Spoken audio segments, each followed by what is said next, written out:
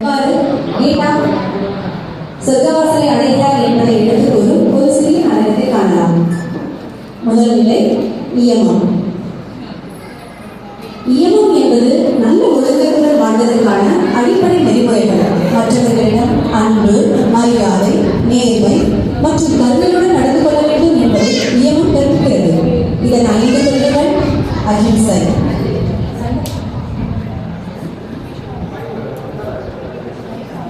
சத்தியம், திருடாமை, பிரம்மச்சரியம், பேராசை இல்லாமல் இருத்தல். இவர் இந்த 5 கொள்கைகளையும் கற்று சொர்க்கவாசலை திறக்க முயற்சிக்கிறார். சொர்க்கவாசல் திறக்கப்படவில்லை. 2ஆம் நிலை நியமம். நியமம் என்பது சுய ஒழுக்கம். நம்முடைய உடல், மனம் மற்றும் வாழ்க்கையை நல்ல முறையில் பராமரிக்க உதவும் விதிமுறைகளே நியமம். இதன் 5 கொள்கைகள்: தூய்மை, சந்தோஷம், விடாமுயற்சி, சுய ஆய்வு, இறைவனிடம் சரணாகதி. இவர் இந்த 5 நிலைகளையும் பின்பற்றி சொர்க்கவாசலை திறக்க முயற்சிக்கிறார். சொர்க்கவாசல் திறக்கப்படவில்லை. 3ஆவது நிலை ஆசனம்.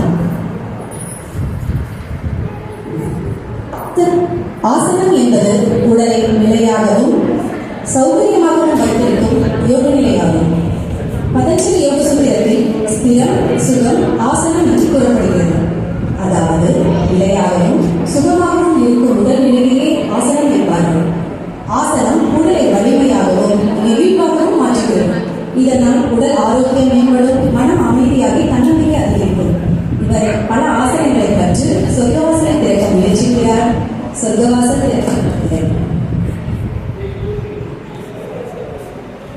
4ஆவது நிலை பிராணாயாமம். பிராணாயாமம் என்பது மூச்சை கட்டுப்படுத்தும் யோக பயிற்சி. மூச்சு மூலம் உயிர் சக்தியை ஒழுங்குபடுத்தும் பயிற்சியே பிராணாயாமம். இது மனதை அமைதிப்படுத்தி கவனத்திற்கு நம்மை தயார்படுத்துகிறது. நாடி சோதனா பிராணாயாமம், பிராணரி பிராணாயாமம், கபாலபதி பிராணாயாமம் என பல பயிற்சிகள் உள்ளன. இவர் அனைத்து கலைகளையும் கற்று சொர்க்கவாசலை திறக்க முயற்சிக்கிறார். சொர்க்கவாசல் திறக்கப்படவில்லை. 5ஆவது நிலை பிரத்யாகாரம்.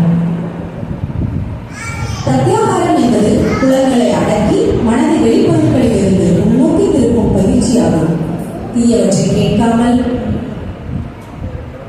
தீயவற்றை பார்க்காமல், உடலுக்கு தீங்கு விளைவிக்கும் உணவை உட்கொள்ளாமல், கண், காது, மூக்கு, நாக்கு, தோல் ஆகிய 5 புலன்களையும் கட்டுப்படுத்தி மனதை உள்நோக்கி திருப்பும் நிலையே ஆகும். இதனால் மன அழுத்தம் குறைந்து தியானத்திற்கு மனது தயாராகும். இவர் இந்த நிலையை கடந்து சொர்க்கவாசலை திறக்க முயற்சிக்கிறார். சொர்க்கவாசல் திறக்கவில்லை. 6ஆவது நிலை தாரணை. தாரணை என்பது மனதை ஒரே பொருள், இடம், மந்திரம் அல்லது எண்ணத்தில் நிலையாக வைத்திருக்கும் பயிற்சி. மனம் அங்கும் இங்கும் அலைவதை நிறுத்தி ஒரு விஷயத்தில் மட்டும் கவனம் செலுத்துவது. இதனால் மன அமைதி உண்டாகி தியானம் செய்வது எளிதாகும். இவர் இந்த நிலையை கடந்து சொர்க்கவாசலை திறக்க முயற்சிக்கிறார். சொர்க்கவாசல் திறக்கப்படவில்லை. 7ஆவது நிலை தியானம். மனதை இடையூறு இல்லாமல் தொடர்ந்து ஒரே பொருள் அல்லது இறைவனின் உருவத்தை எண்ணத்தில் நிலைநிறுத்துவதே தியானம். இது தாரணையை விட ஆழமான மன ஒருமைப்பாட்டை அளிக்கிறது. இவர் தியான நிலையை கடந்து சொர்க்கவாசலை திறக்க முயற்சிக்கிறார். சொர்க்கவாசல் திறக்கப்படவில்லை.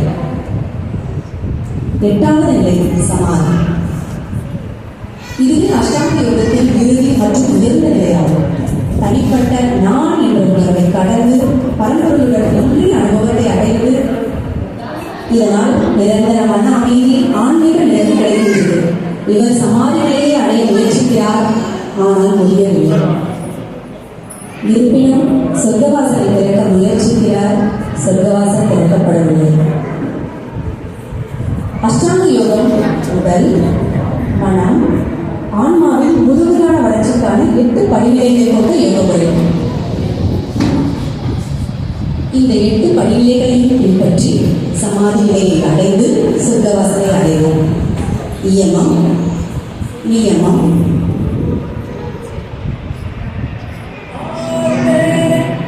இயமம், நியமம், ஆசனம், பிராணாயாமம், பிரத்யாகாரம், தாரணை, தியானம், சமாதி இந்த 8 நிலைகளை மட்டும் இவர் சொர்க்கவாசல் திறக்க முயற்சிக்கிறார். சொர்க்கவாசல் திறக்க